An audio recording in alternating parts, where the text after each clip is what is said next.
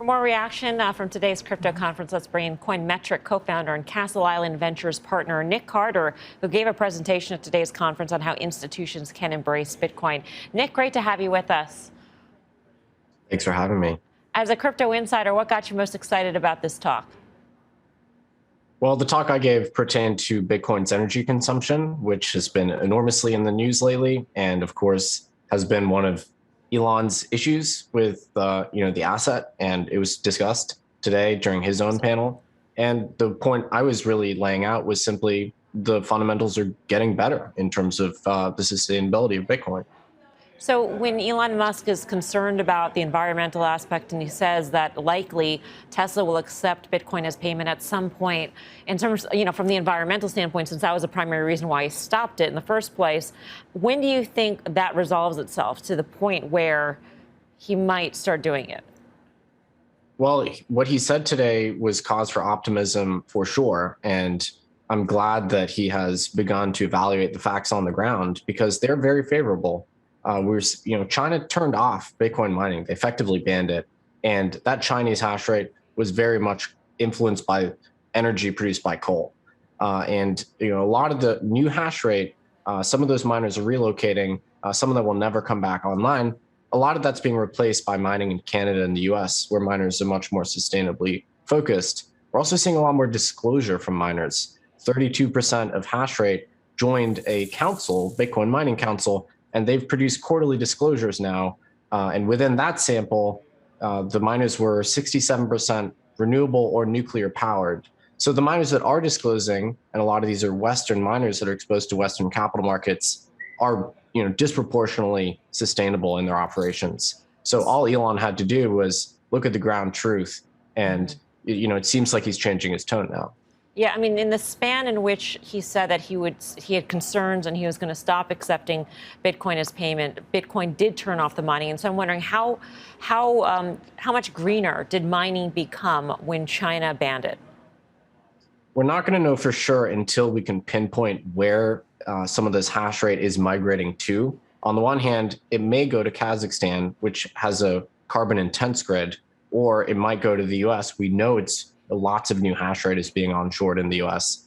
It may go to Canada, which has a low carbon intensity grid, might go to hydro in Russia, or other places that we haven't thought of. So it's going to be a matter of months before we can actually determine where those miners are going. But regardless, we know for a fact there's all these publicly traded miners raising capital in the US, getting deliveries of new ASICs.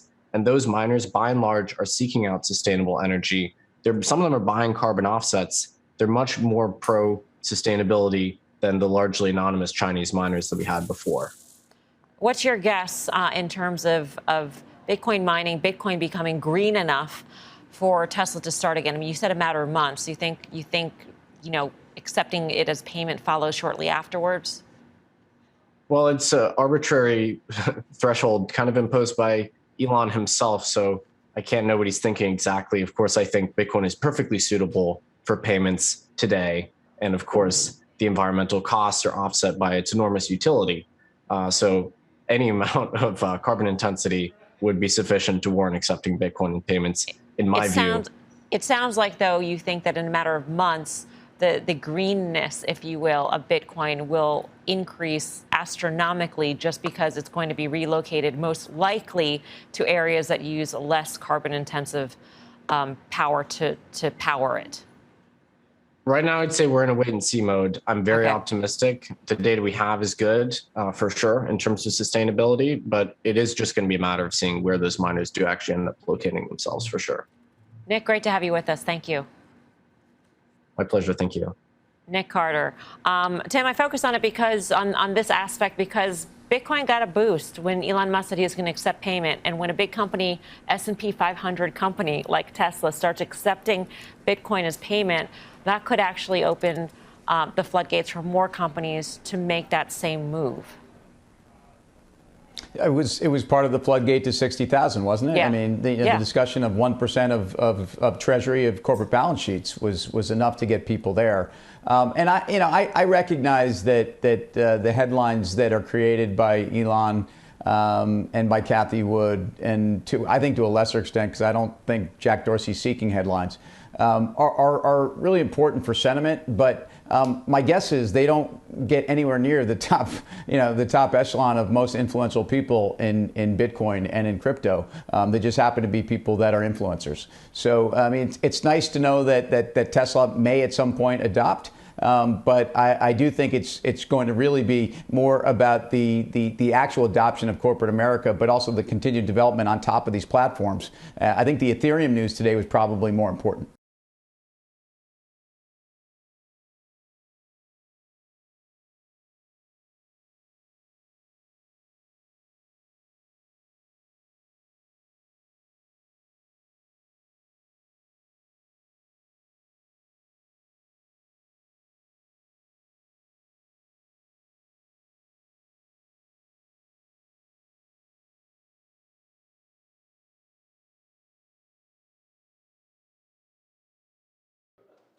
Shepard Smith here. Thanks for watching CNBC on YouTube.